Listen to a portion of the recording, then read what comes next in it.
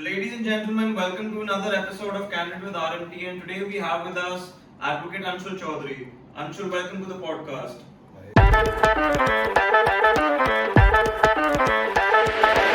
So, primarily, Anshul has been dealing in matters which relate to NDPS matters and Supreme Court practice, in which he has represented marginalized and minority communities before the judges, and some prominent judgments to mention that Mr. Chaudhary has been a part of the 377 case, Navtej Johor, among a few.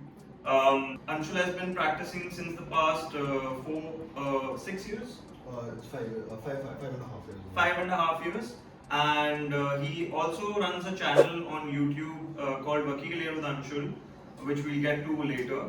But just starting off, Anshul, what is it that sort of wants to get you up in the morning and sort of represent that sort of marginalized section, which sort of knows can't get that solid legal representation? Someone like a drug dealer or a drug peddler or someone who's a drug offender. I mean, it won't be fair to say that like these are minorities. Drug dealers aren't in the first place minorities. They're all around us. What makes me want to represent them is that they're exciting. Drug dealers aren't your everyday Joes. कि चलता फिरता आदमी बस बन गया. They're very smart people. They have intellect, and whatever they get into, they're very mindful and thoughtful and very cautious. So when they get caught, working with them is like a very nice game altogether, because not only they'll be well versed with the law, but they'll be very guarded themselves to ensure that they are protected. And only after that, like, they'll expect you to deliver on top of that. So you're always on the edge that you can't miss out on an Indian NDPS client, because in any way you fuck up, things can go south like really badly for anybody. The minimum punishment is as simple as that for a dealer, 10 years, if not like a small quantity. Yeah. So the stakes are high, it's way more exciting, and yeah, these are smart people. So practicing with them becomes more exciting in comparison to just getting up for a divorce case or getting up for a normal 420 complaint, 156, 138. All of that gets a little bit rattled. Yeah. No, I can completely understand. Also, I think you get the feel of Saul Goodman and representing the cartels, and being that sort of boss in front of them, and you can say, you sort of demand that, okay, listen, I am representing you, so you better listen to me. So that sort of power also is there. Definitely. Once you are able to dominate a room full of people who are already like yeah, exactly. It's a different feeling. It's a power feel. Totally. No, I get that.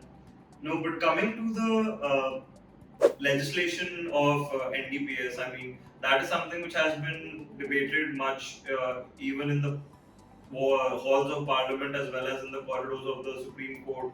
Yes. A lot of civil society and think tanks have, sort of repeatedly gone ahead and advocated that the person using the drugs should not be criminalized, but should be sent to a rehabilitation rather. Yeah.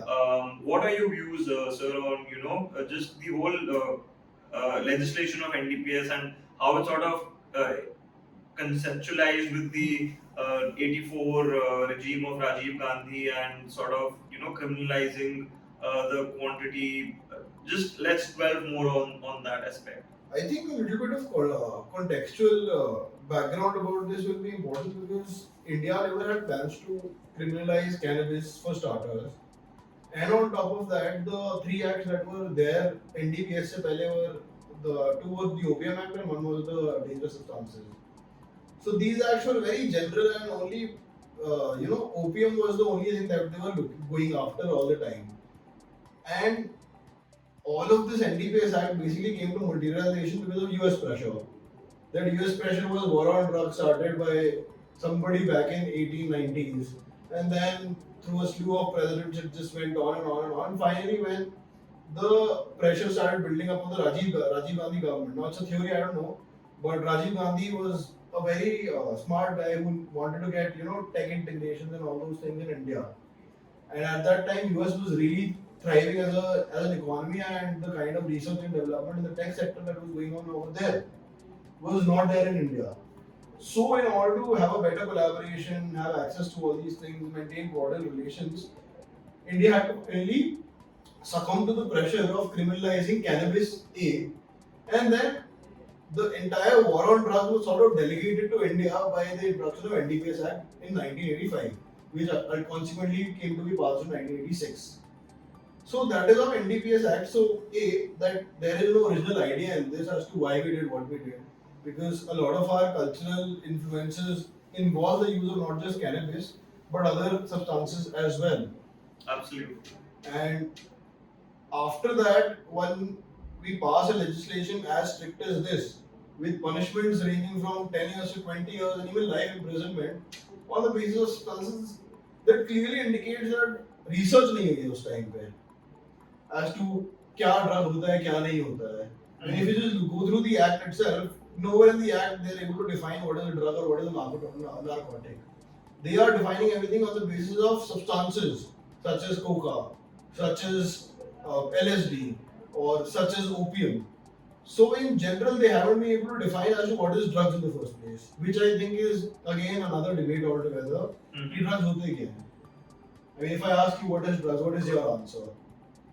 Anything that sort of looks and smells shady, and my parents would have told me not to Exactly. sort of tampered with this. So no, but coming to the differentiation of drugs, like now that you mention it, how do you sort of define the ambit of a soft drug and a hard drug, and what exactly are the punishments, and where to sort of is that sort of point where you can say that okay, this falls into the soft drug, this falls into the hard drug, or maybe it sort of falls somewhere in between, and they can be used as both. So the concept of soft drug and hard drug is very youth oriented and conventionally set up.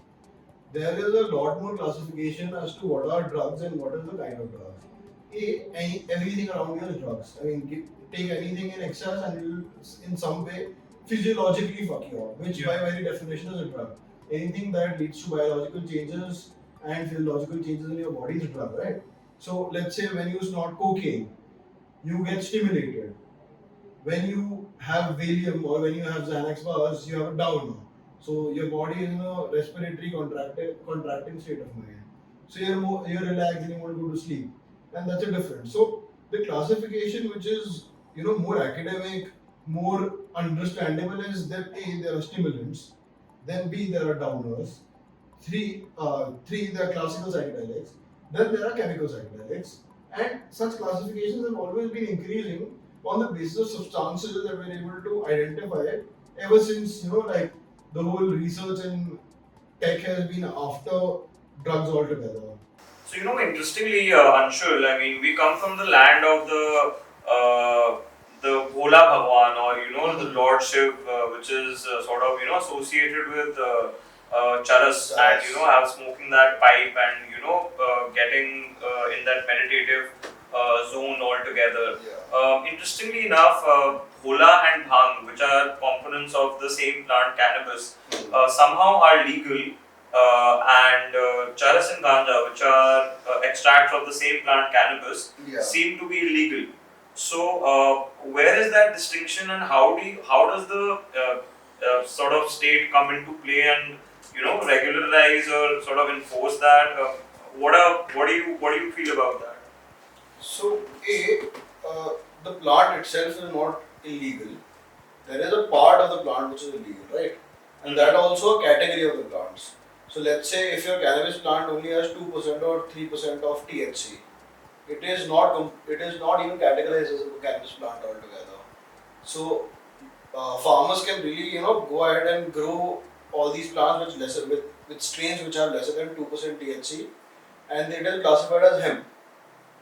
Then after that, let's say if it's over 2% or 3%, there is a part of the plant, the fruiting tops or the leaves.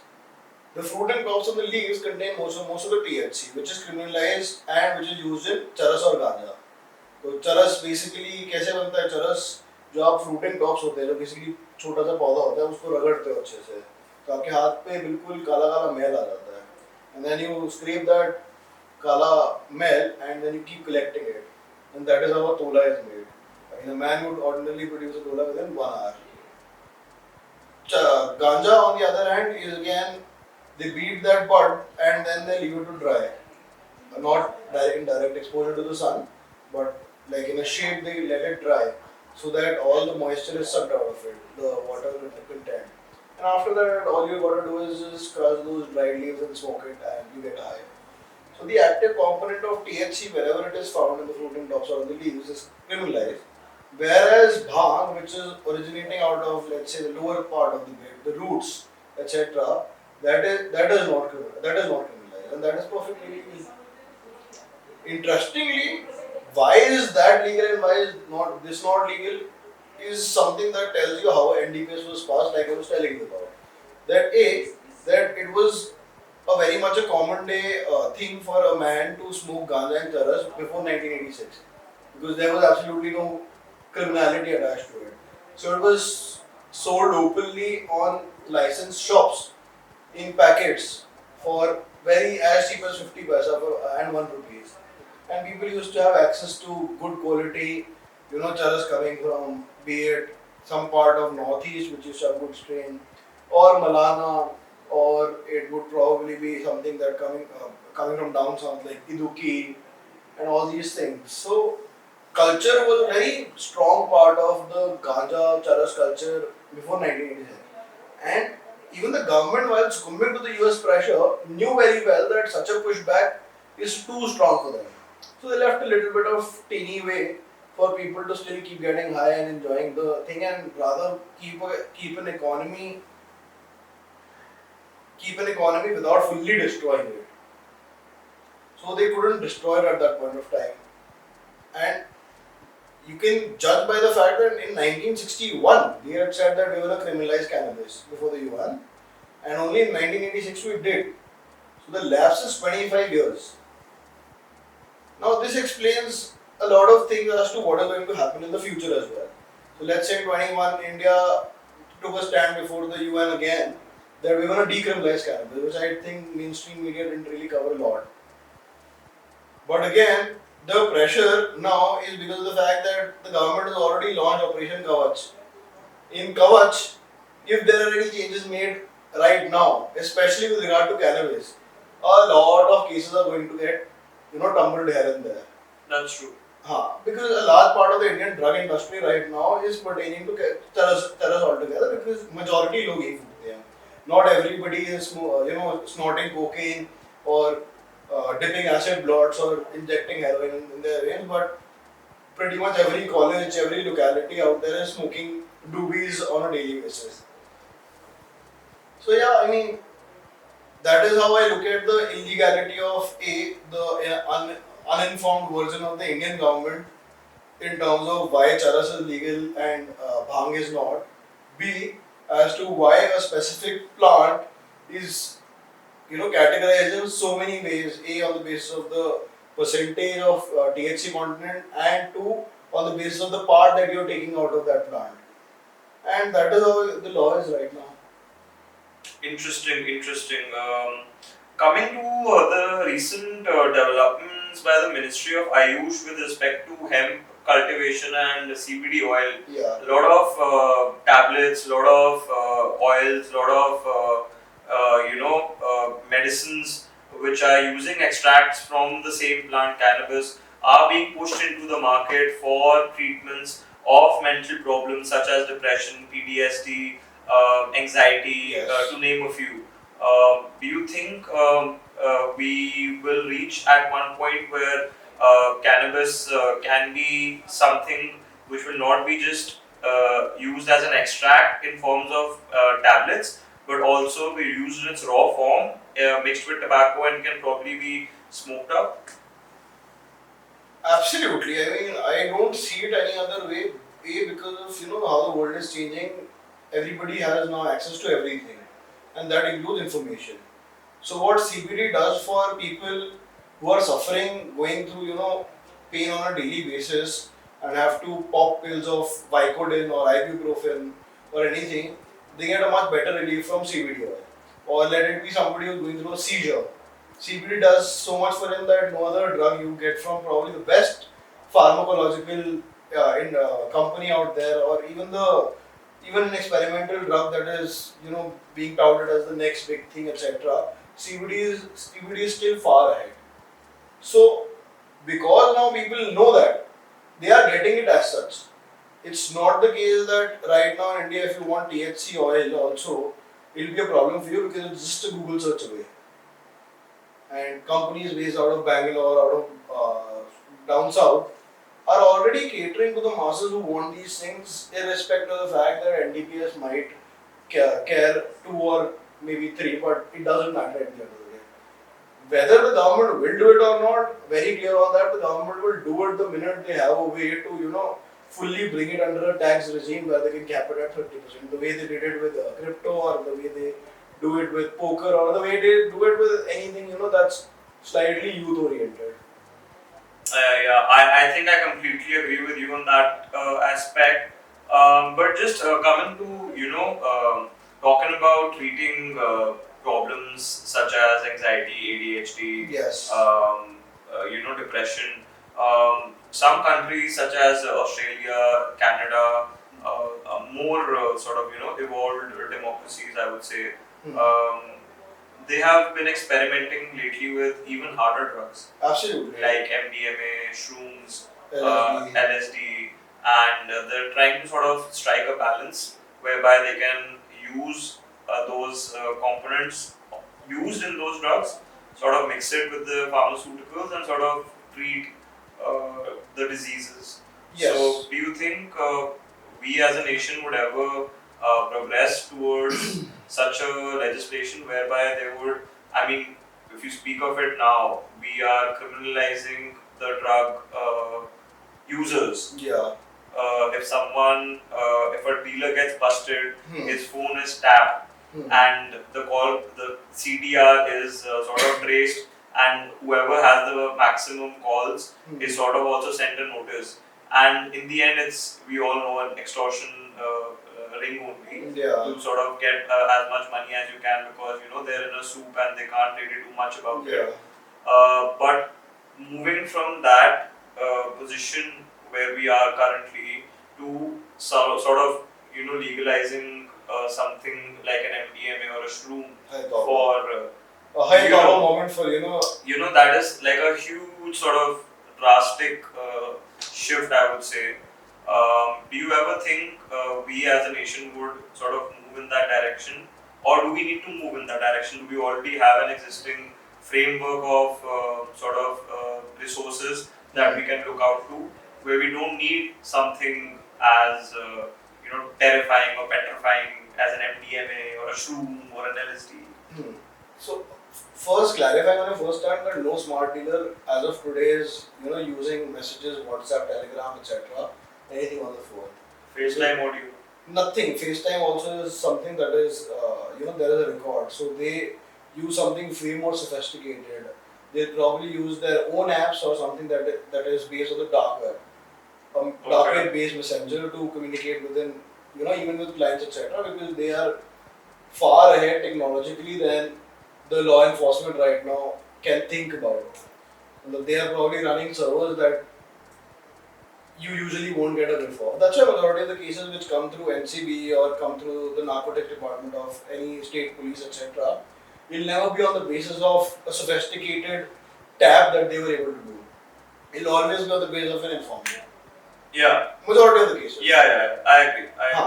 So the law enforcement is relying on that altogether. That entire network. The law enforcement is relying that they'll find somebody small, then they'll offer a deal that tu bata de dekho kahan se mila hai, and then after catch that big fish. They'll try to get that dealer. And usually no smart dealer comes in the picture, and even if a dealer comes into the picture, he's happily able to pay it off because majority bribe 25, 30, 40 lakh रुपए की 50 लाख चली जाएगी, which is okay considering the fact that I am not ready to spend 20 years in jail. And इतने में काम हो जाता है. That's how the ground reality is, leaving aside why we as lawyers supposed to uphold the law, and this is basic dialing. Now coming back to the fact that MDMA, LSD, ecstasy, and all these things, and we have to. I mean, depression and anxiety have fucked us up to an extent that it's an everyday thing. You hear 12-year-olds and 13-year-olds now telling you that they're going through depression and they're going through anxiety and all these things. And there is reason and science for that. I am not a doctor, but I have done my fair research of why NDPS in the first place. And there's this interesting guy, Dr. Robert Sapolsky. He's a Stanford professor. Sorry. So he tells that your brain is divided into certain parts, and certain parts are responsible for certain things. So the front part of your brain is called the prefrontal cortex, which is responsible for the logical decision making as to what you're supposed to do. So let's say I want to pick this glass of water, my prefrontal cortex will be sending a signal as to how my hand is supposed to hold it, etc. And you train it. The cognitive Yes. part of Not the cognitive part. This is the purely logical part. It doesn't really give a shit as to whether it's right or wrong, whether it's good or bad. It's just doing the things that is coming from other part of your brain. okay. The other part of your brain is called the amygdala. The amygdala is responsible for processing. It's like a RAM to your to your brain. To your body. It is processing things on a real time basis and making those decisions as to whether you're supposed to do this or not. So, in the last 200 years, the amygdala hasn't really been able to catch up with the developments that have been going on. Right? Now, when that has not happened, what is happening is that your brain is not able to process it. Because your brain is not able to process it, you're getting caught in those whethers, you're getting caught in those should I or should I not moments a lot more than how our grandfathers used to have a simpler time where things were comparatively way more, unidirectional. Yeah. Like if they had a career decision to make, they would just simply do it. They wouldn't be ranting about the fact that oh मैं वो कर सकता था, which is happening with us probably on an hourly basis. Yeah. यार ये करना चाहिए या वो करना चाहिए because we have so much to process.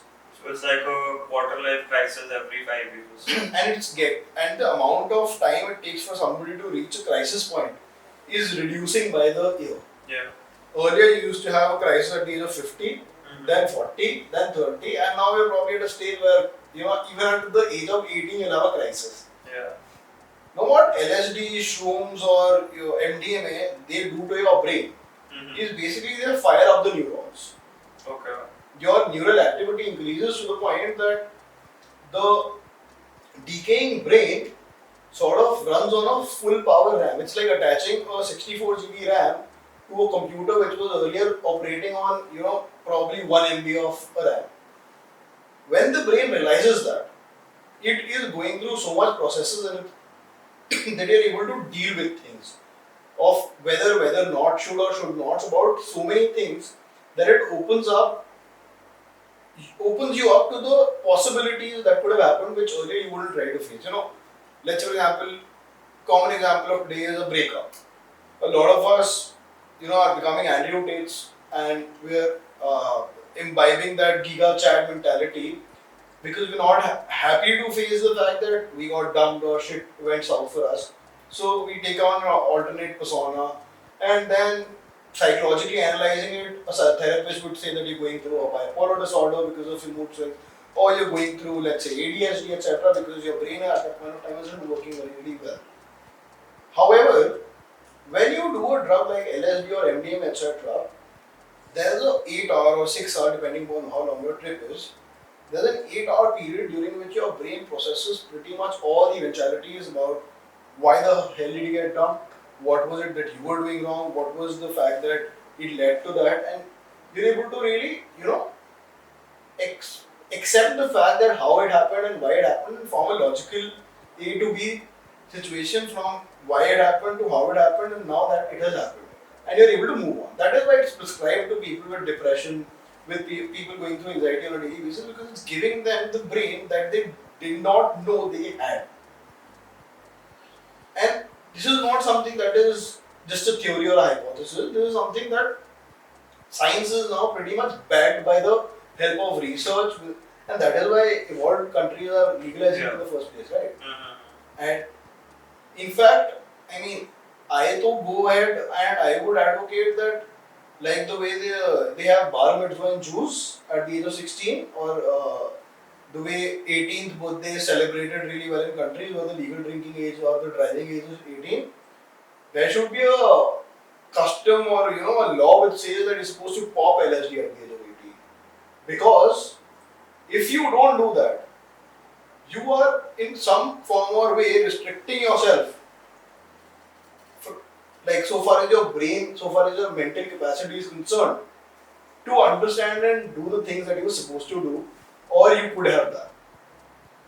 But the sort of flip side to popping an LSD at the age of 18 would be that there have been numerous stories and encounters of people who have popped and had a bad trip, I would say, and sort of led to even deaths in certain cases.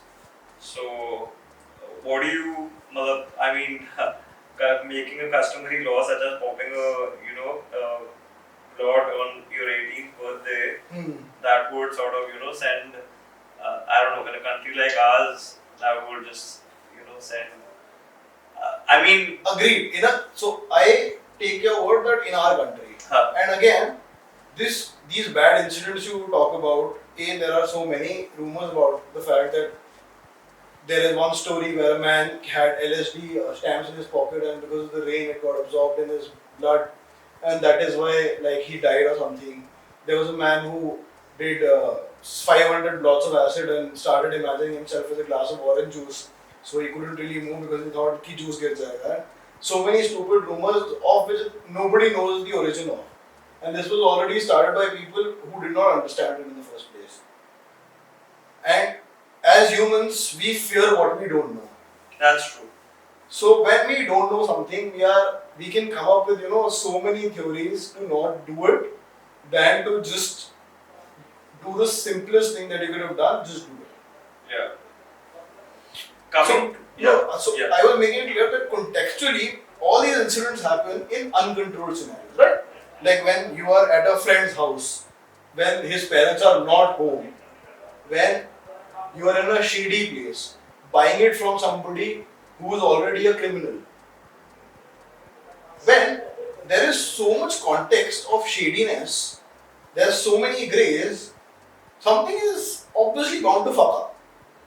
Because you have that preconceived sort of Because thinking the environment in which you are able to get access to these things is so bad. Yeah. When you change the environment altogether, it automatically changes. Like, let's say the act of consuming drugs is not done in a shady place, but out in the open in front of a proper doctor who's monitoring as to how things are going. Then there is no possibility of things going bad, because let's say if things go bad, somebody is already there to inject you with diazepam or inject you with probably some relaxant which will change the way how the trip was going bad to a fact that you just slept. And at the same point of time, you're able to use the positive effects of drugs, of being able to utilize the true potential of your brain, right? I can't argue with that. I mean, that's a very well put argument, I would say.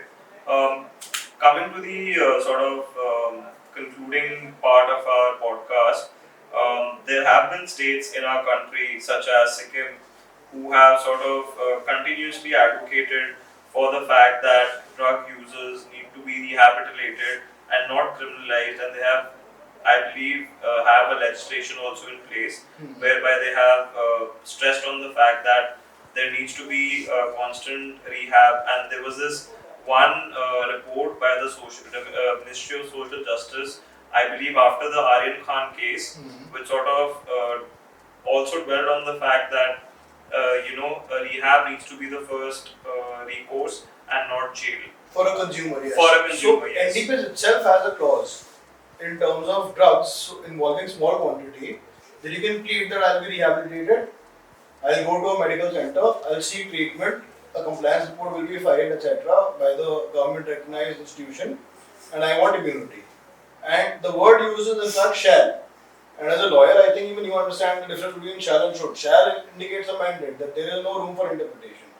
However, in practice, whenever you invoke this clause, there is rarely a time when the judge is happy to accept a plea. That I want exemption from conviction or prosecution in this case on the basis of the fact that I'll attend rehabilitation. And rehabilitation centers aren't really in a great shape altogether. I know. Because from the amount of exposure I have had with people who have been to rehab, there are children from the age of 15 to men at the age of 55, 60 who have done, I don't know, God knows what amount of shit to just get out of a rehab because it was just so harrowing for them. But these are the government rehabs, No, not the private ones. Private ones. This guy, he was a friend of mine, a 55-year-old guy, only based out of Delhi. Lives somewhere in South Delhi. He's a dealer. He deals in. He says he deals in coke, but he deals in meth, which is basically something that you undercut coke with to make a larger profit. So you actually are a Saul Goodman. I have to regularly meet with dealers, etc., to maintain the flow of money in my bank account and actively help them out in case anything goes wrong with them. I'm a lawyer. My thing is again not to judge them for the good or bad. No, absolutely. So he was around 53 2 years ago, and he was lodged in a rehab facility for which he was paying somewhere close to 60,000 rupees per week, which is a good enough amount. And even after paying that kind of money, that guy had such a bad experience that he had to jump from the third floor of a building to escape that rehab. And this is not somebody जो गांव घूम रहे हैं, दिल्ली के शहर में मतलब ऐसा आदमी का ये हाल हुआ. Did he survive that? Yeah, he survived that. He got back to dealing eventually and all those things. Achha. And he was caught, in fact, around December last year. And yeah, I mean, he has been behind bars ever since after. However, it was his 7th time in that rehab. So 7 bar rehab जाने के बाद भी बंदा privatise नहीं कर पाया, except for the fact that वो पागल हो चुका है. He probably has, holes in his elbows, in his knees, etc. from all the syringes that he has been injecting. But despite the fact that उसकी हालत इतनी बुरी है, वो रिहाब में नहीं रह पा रहा है. And a class A rehab, not even something stupid like the government rehab, जहाँ पे तो मतलब they don't probably even have toilets. Yeah. And yeah, I mean, girls though forget the fact that there is absolutely no sensitization as to how to deal with a girl who's into drugs in rehab centers. There is no concept of giving privacy, there is no concept of giving them a space to rehab. So a rehab technically is not a rehab, right? It's pretty much like jail. A rehab, by the very definition of rehab, is supposed to be a place where you can just sit back and relax. It's like how lawyers take a vacation in the month of June and go to a place where they don't really have to read a file but just look at the beach or look at the mountains, have a cup of coffee. That's when we truly, strategize and think that as to what we're going to do in the next 4, 5, 6 months, etc. A rehab for a drug dealer is supposed to be the exact kind of space where he's not supposed to worry about the insecurities he has. But if you put somebody in a room जहाँ पे उस तरफ टट्टी पड़ी हुई है, इस तरफ गंदे ड्रग्स पड़े हुए हैं, तुम्हारे साइड वाले रूम में एक ऐसा बंदा है जो तुमसे भी ज़्यादा गंदे ड्रग्स करता था, there is absolutely no scope that there will be any rehabilitation in the first place. Do you think that we will ever come to a point where this is something that will be encouraged? Taking cue from basically just whatever is just happening with the consumers and the dealers. Community service, rehabilitation are something which will be offered as a substitute for a sentence, or are we still at a very nascent stage of even discussing these concepts? Definitely, we are at a very nascent stage of even discussing that things like these will happen. However, I think the way law works like a privilege for the rich and a punishment for the poor.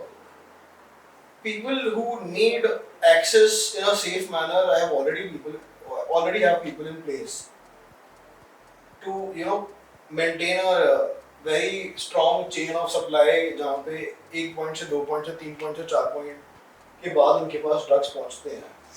There's this dealer in Noida, and he supplies drugs to Sanjay Dutt. And so I was sitting with somebody who knew his entire supply chain in a conference altogether, and उसने मेरे को बताया that 17 लोगों से पूरा घूमते हुए उसके पास पहुंचता है. So again, for the poor, they can just pay somebody who pays somebody who pays somebody, and the amount of cash they dole out gives them the amount of security that they can get. Yeah. And does it matter to them? No. I mean, is there any drug right now which, if you want to obtain in Delhi, you can't? There is pretty much everything. Of course, if you want something exotic like, I don't know, an ayahuasca trip or a DMT experience or a DMO like the way they get in Africa and Amazon, it might be a little pricey, but nevertheless not impossible. Yeah.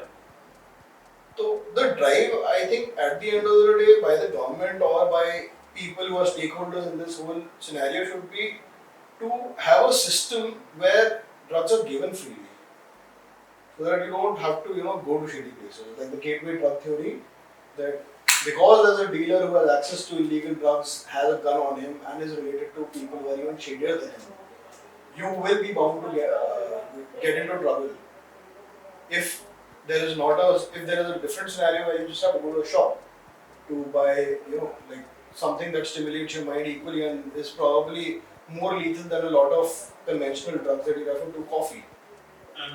Like if you ingest, I don't know, two spoonfuls of coffee, you can die because that amount of caffeine will make your heart pump so much that not only arrhythmia, but you will definitely go into a cardiac arrest.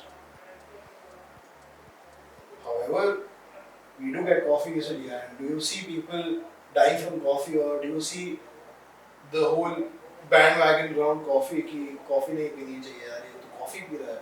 But when I'm in confidence on a podcast, I say that main LSD karta hu yaar. I need to maintain it, right? Why? Because this guy is doing shit. Yeah, the stigma is always going to be there because ever since we've sort of been, brought up by our parents, we've always been told say no to drugs, and that was a very sort of blanket statement. We were never told what exactly are drugs. Like sex. Yeah. Like sex. I mean, absolutely. For guys, I don't know if you agree with me or not. For guys, it's a similar theory. We discover porn at the age of 14, 15. We spend the next 10 years masturbating to it. Nobody telling us as to how to do it or not. Yeah. And most of us understand the angle of sex in terms of companionship only after marriage or a very long, stable relationship.